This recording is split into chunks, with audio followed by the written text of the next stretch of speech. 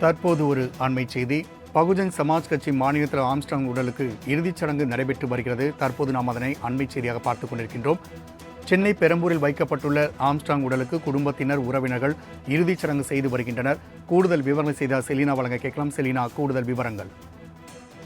பகுஜன் சமாஜ் கட்சியின் மாநில தலைவர் ஆம்ஸ்ட்ராங் கொலை செய்யப்பட்டிருந்த நிலையில் அவரது உடல் அதே அஞ்சலிக்காக வைக்கப்பட்டிருந்தது. சென்னை கொள்ளையில் இருக்கக்கூடிய பள்ளி வளாகத்தில் அஞ்சலிக்காக நேற்று இரவு கொண்டு வந்து வைக்கப்பட்டிருந்த நிலையில் நேற்று இரவிலிருந்தே தற்போது வரையிலும் பல்வேறு அரசியல் கட்சி தலைவர்கள், அதே போல திரைப்பட இயக்குநர்கள், நடிகர்கள் என பல்வேறு தரப்பினர்கள் நேரில் வந்து அஞ்சலி செலுத்தி இருந்தார்கள்.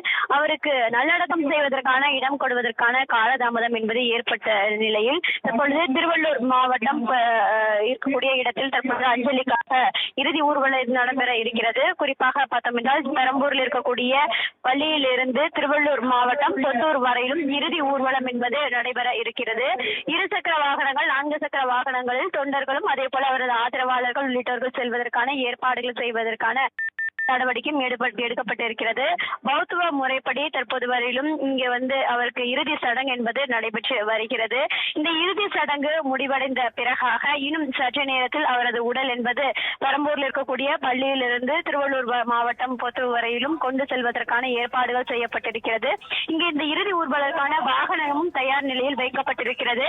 இறுதி ஊர்வலம் என்பது கிட்டத்தட்ட 1 மணி நேரம் நடைபெறும் என்று எதிர்பார்க்கப்படுகிறது. அந்த இறுதி ஊர்வலம் செல்லக்கூடிய வாகனங்கள் அனைத்திலுமே பகுஜன் சமாஜ் கட்சியின் கொடியை பறக்கவிட வேண்டும் என்றும் கோரிக்கைகள் வைக்கப்பட்டிருக்கிறார்கள். செம்பியம் காவல் நிலையத்தில் அருகில் இருந்து இந்த ஊர்வலம் என்பது தொடங்கப்பட இருப்பதாகவும், அதே போல திருவள்ளூர் மாவட்டம் வரையிலும் இந்த ஊர்வலம் நடைபெற இருப்பதாக தெரிவிக்கப்பட்டிருக்கிறார்கள். அதே அரசியல் கட்சி தலைவர்கள் நேரில் வந்து இறுதியாக அங்கு வந்து பார்வையிட இருப்பதாகவும் தெரிவித்திருக்கிறார்கள்.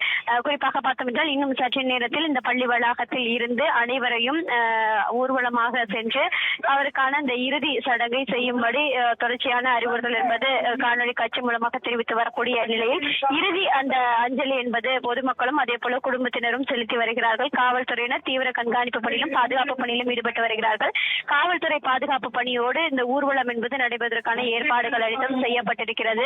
ஏற்கனவே கடந்த 2 நாட்களாகவே அவர் கொலை செய்யப்பட்ட பிறகிலிருந்தே தொடர்ச்சியாக அவரது ஆதரவாளர்கள் பல்வேறு இடங்களில் போராட்டங்கள் என்பது நடத்தி வந்த நிலையில் போராட்டங்கள் எதுவும் செய்யக்கூடாது, காவல்துறைக்கு முழுமையாக ஒத்துழைப்பு கொடுத்து இந்த இறுதி ஊர்வலம் என்பது நடைபெற வேண்டும் என்று உயர்நீதிமன்றம் என்பது உத்தரவு என்பது போடப்பட்டிருக்கக்கூடிய நிலையில் காவல்துறையின் ஒத்துழைப்போடு இந்த இறுதி ஊர்வலம் என்பது நடைபெற இருக்கிறது. தற்போது வரையிலும் அரசு மரியாதை வேண்டும் என்ற கோரிக்கை மனுக்களும் இவர்கள் வைத்திருக்கக்கூடிய நிலையில் அரசு சார்பில் இதற்கான பதில் இன்னும் அளிக்கப்படாமல் இருக்கிறது. இருந்தாலும் கூட காவல்துறை முழு பாதுகாப்புடன் இந்த இரு ஊர்வலத்தில் கலந்து கொண்டவர்களுக்கு பாதுகாப்பு வழங்க வேண்டும் என்ற உத்தரவு போடப்பட்டிருக்கக்கூடிய நிலையில் கூடுதல் காவல்துறையினரும் இங்கு பாதுகாப்பு பணியில் ஈடுபட்டு வருகிறார்கள். இன்னும் சற்று நேரத்தில் இங்கு இந்த உடல் என்பது இங்கிருந்து எடுத்து செல்லப்படுவதற்கான ஏற்பாடுகளும் கூட செய்யப்பட்டு வருகிறார்கள். செலினா, தகவலுக்கு நன்றி.